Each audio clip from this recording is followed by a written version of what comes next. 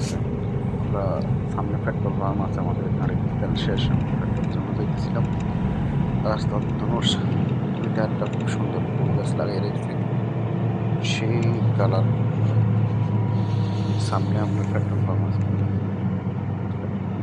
আমাদের পেট্রোলের জন্য পেট্রোল শেষ। এটা হাবিলার সাইড, বহুত দূরে আছে। এখান থেকে আমরা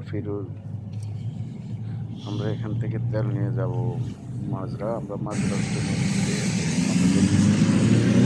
শেষ আমাদের।